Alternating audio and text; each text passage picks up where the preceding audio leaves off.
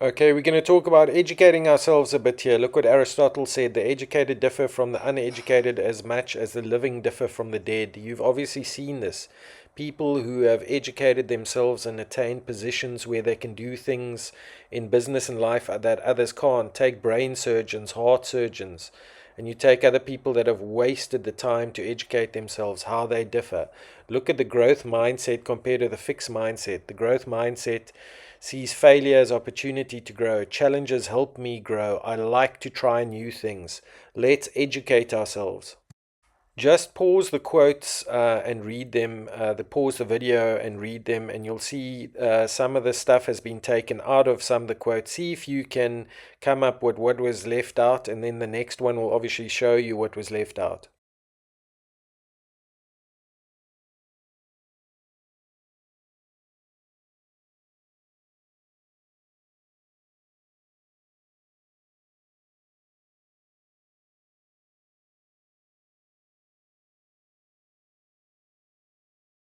Let's talk about money. Matthew 6. Do not lay up for yourselves treasures on earth, where moth and rust destroy, and thieves break in and steal. But lay up for yourselves treasures in heaven, where moth and rust don't destroy, and thieves don't break in and steal, because where your treasure is, there will your heart be also. Jesus spoke more about money than he did about sex, heaven, hell. Money is a big deal to Jesus. There must be something really dangerous about money. He said, it is easier for a camel to go through the eye of a needle than for a rich man to enter the kingdom of heaven. And my guess is a lot of rich people holler out immediately, no, no, no, no, it says the love of money is the root of all evil. Money's not bad. Excuse me? It is harder for a rich man, period. Not a rich man who loves his money. A rich man to enter the kingdom of heaven than it is for a camel to go through the eye of a needle. Money is dangerous.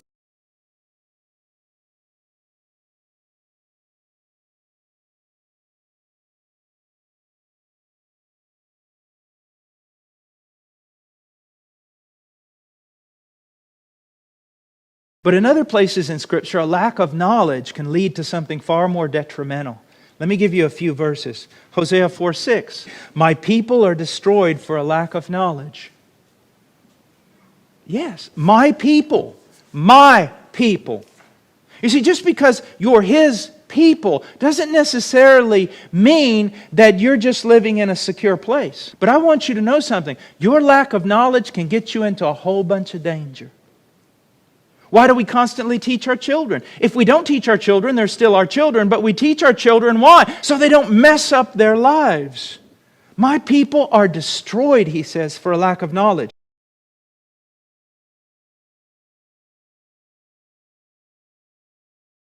Ignorance. And then listen to this, 2 Corinthians 2:11. So that no advantage would be taken of us, for we are not ignorant, same word, of His schemes, so that no advantage would be taken of us by Satan, for we are not ignorant of his schemes. What is one of the ways that you can avoid being taken advantage of by the great enemy of the Christian faith? By not being ignorant.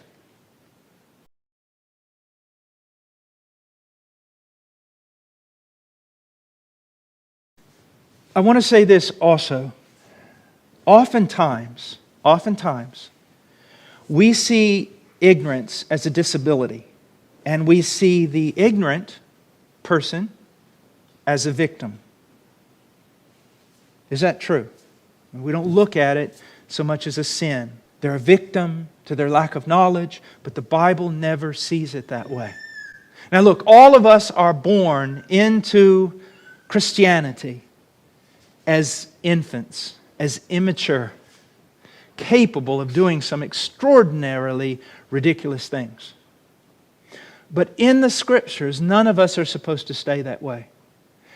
Our ignorance of the things of God is gradually to be replaced by the true knowledge of God. And if it is not, the Bible lays the blame on our shoulders.